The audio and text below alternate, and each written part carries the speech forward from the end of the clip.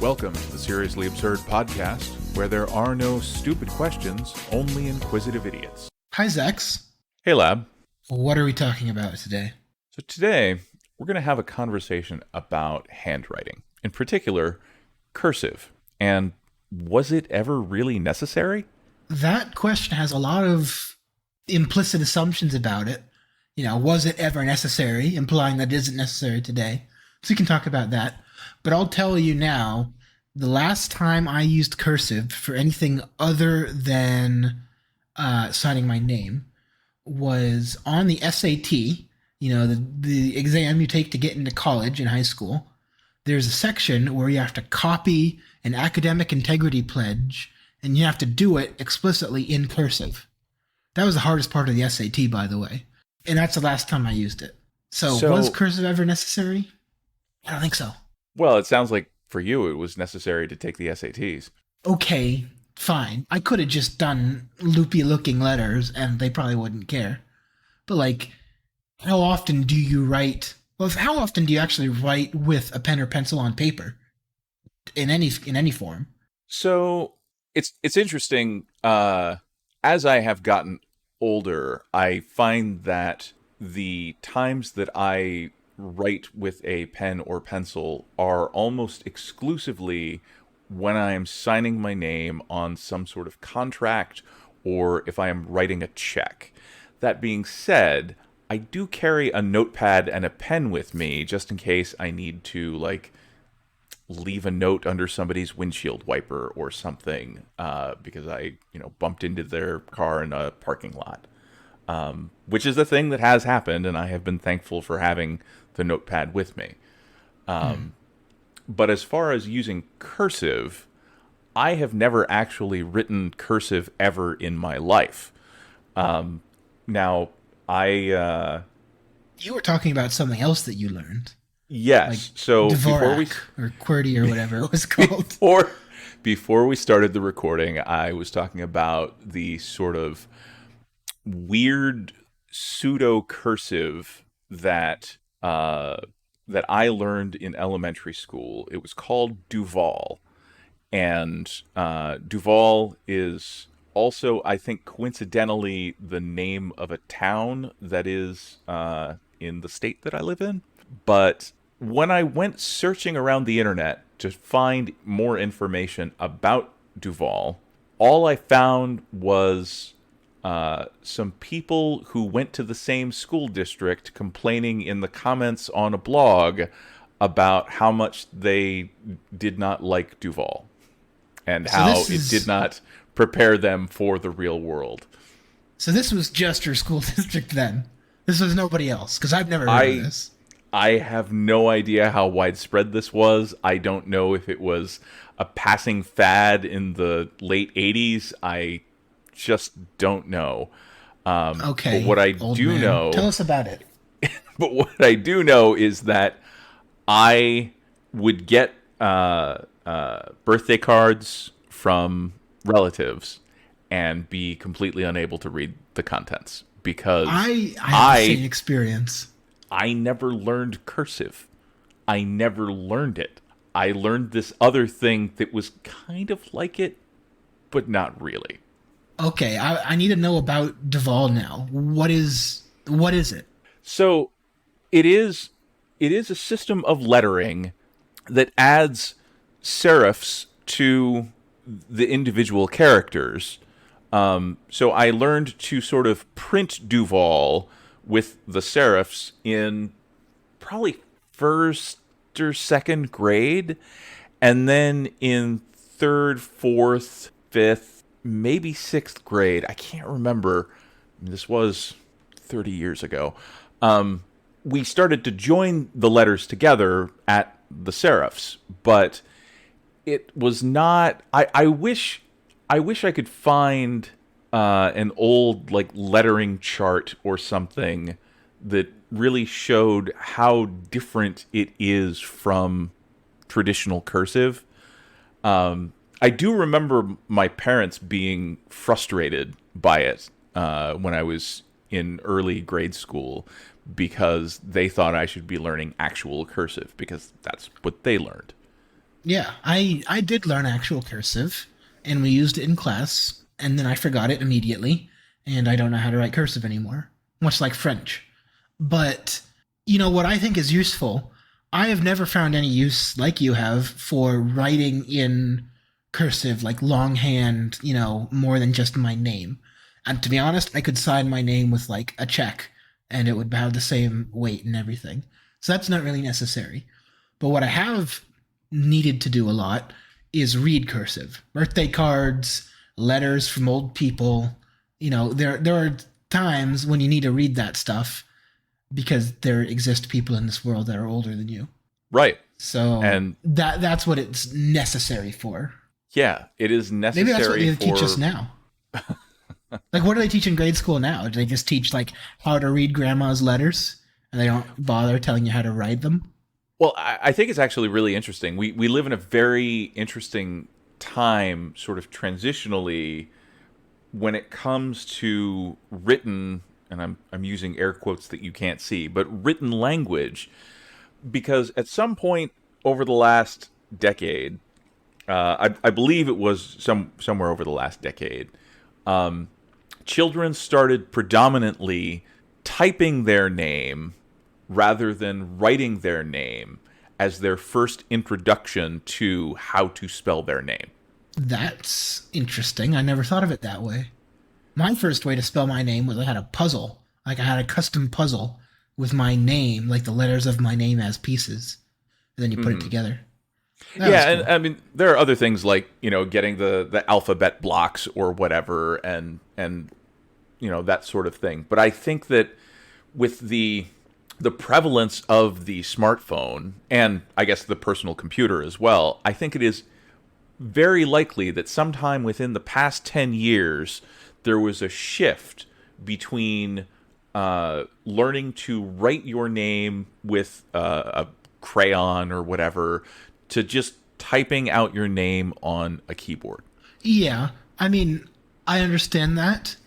And, that's weird to think about. But I don't think that means that people should stop learning how to write using a pen or pencil, period. That's both, a good introduction and a good way to hone your fine motor control, which is important for other reasons, just in terms of your development as a child. And you're still going to need to use pen and paper every once in a while. So I think to go that far to say, handwriting is not necessary anymore when we have keyboards, that's not true. Can you agree I on don't that? I don't know that that's actually the case because I feel like that argument is the argument that teachers made when I was in school that I need to learn how to do long division because I won't always be carrying a calculator. But you And that always is, carry a notepad. I do always carry a notepad, but that's because I'm old. Uh, I mean, I get what you're saying, and I get that classic, suck on it expression where it's like I do have a calculator in my pocket at all times. But at the Well, same right. time, But that's the thing is yeah, that like I was told all through grade school, and when I was in grade school, a calculator was it was at the point that they were solar powered, but they were large. They were like the size of two decks of cards side by side. And it did seem like the kind of thing that would be cumbersome. And yeah, you wouldn't always have that with you. And, of course, fast forward to now and you have a smartphone in your pocket and you can do, advanced algebra using this device that would even put a graphing calculator to shame.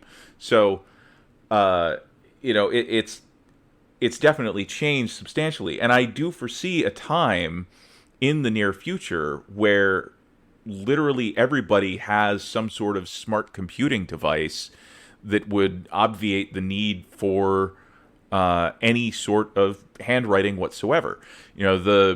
The concept of leaving somebody a note under their windshield wiper, uh, maybe it's just like an NFC communication between my phone and their car, and I just like send them a little message to the car, and I don't actually need to leave them a note saying, "Oops, sorry, I dinged your fender." Like so I think it's possible that we move into a world where we stop using paper and we stop using pens and pencils and everything it just happens digitally on your personal assistant device. but would you say we're there yet? I would say that we're getting there but we're because not. people are getting phones for their kids when they are like 6 or 7 years old.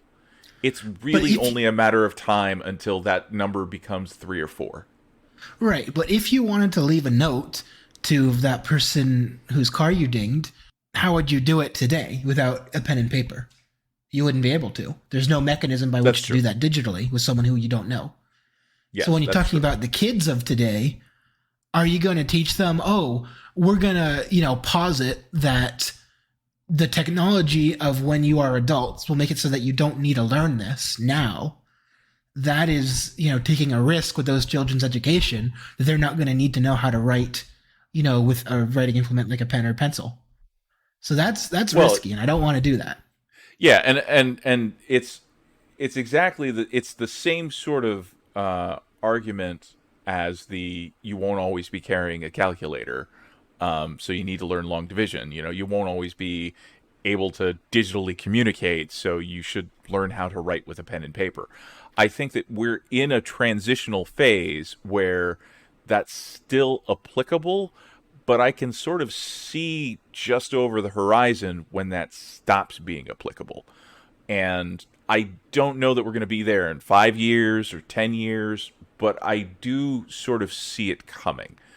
But getting back to the topic of cursive, so we both had a sort of cursory read over the Wikipedia article just before we started recording, and before I started reading the Wikipedia article, I thought that the reason for cursive was having to do with the quill and inkwell, and that when you loaded the quill with ink, you wanted to use up as much of that ink as possible while writing a word, so that you would reduce the risk of dripping a splot of ink onto the paper. And upon reading the Wikipedia article, it does appear that that is one of the reasons for it. Now, all of that being said, personally, I hate writing with a pen because I'm left handed and I will Mm. just smear all of that ink all the way across the page. And it's especially bad with the sort of erasable pens that I Which are used those are in like horrible. third and fourth grade, because that ink did not dry as quickly, and I would just end up with ink smeared all over the tops of my like pinky ring and middle finger. Right. So, I have historically never really been a fan of writing in general, but it does have a certain utility, and It had a certain utility when we were using quills. I don't know when we stopped using quills, but it was long before either of us were born. So, from our perspective, was cursive ever necessary? from the perspective of a person born in the last 50 years, I don't know that cursive as a means of producing writing was necessary. But I do think that knowing cursive was necessary because we were still in a transitional phase. And I think we still are in a transitional phase where some people are still using cursive to communicate, and it is important that those people be understandable and or understood. Okay, so eventually, those people who learned cursive as a method of handwriting, who didn't learn how to type at a reasonable age, and are still using cursive, they will die. And Yes. then the world will then have permission to move on and adopt, either handwriting, printing, because whenever I write things, take a quick note at work or whatever, I print it in my atrocious chicken scratch handwriting. So there's that. And then you think, well, we're going to move even further to where even that doesn't become, a normal thing to do. And it's all digital, it's all typing, maybe all dictation. And then you're set that way. Is that what you want to say? I think so. I think that we are moving in a direction where not just cursive, but writing in general will no longer be a requirement, but it will probably be something that people do as a leisure activity or for general entertainment. Like, even as it is right now, there are people who write with quill and inkwell as a matter of hobby, Yeah, because they're and hipsters. there will always be hipsters. Yeah. So, what I think we're not addressing here, and maybe we shouldn't address, but I'm going to do that anyways, because I'm not a child psychologist or child physiologist, but I think there's a specific value to the fine motor control that you develop by learning penmanship. And I think that's important for other areas of life. Maybe that will become like learning fine motor control by using an Xbox thumbstick or something. But Right, I think there's I think something. it already I think is. you're neglecting something there. I think it is already the case that, using a control pad for a video game is much more. It requires much more of that fine motor control. Analog trigger buttons, analog joysticks. There's also, the the use of a computer mouse is fine motor control. Is it? You use like your whole arm or your whole I wrist at least. mostly use my fingers. You don't move your wrist when you use a I mean, mouse. some, but I mostly just use my fingers. Okay. Well, that's beside the point, and we're drifting off track again. So I think Yes. we've determined that cursive is part of a transitionary phase that's ending now, to where you do not need to learn cursive anymore, either to read or to write, because the people for whom that was important are going to be dead. And then the world is moving on to an era of either, written penmanship, printing, which you say will die as well in some due amount of time, and also typing. So it's on our way out. It's no longer necessary. It was necessary at one point, first for writing with quills, then for interacting with the older generation, then for just understanding the older generation, and now we're at the tail end of that, and it's no longer required at all. Getting you right? Yeah. All right. Thanks, Dax. Thanks, Lab. Thank you for joining us on this week's episode of the Seriously Absurd podcast. Please come back again next week for a discussion about keyboards.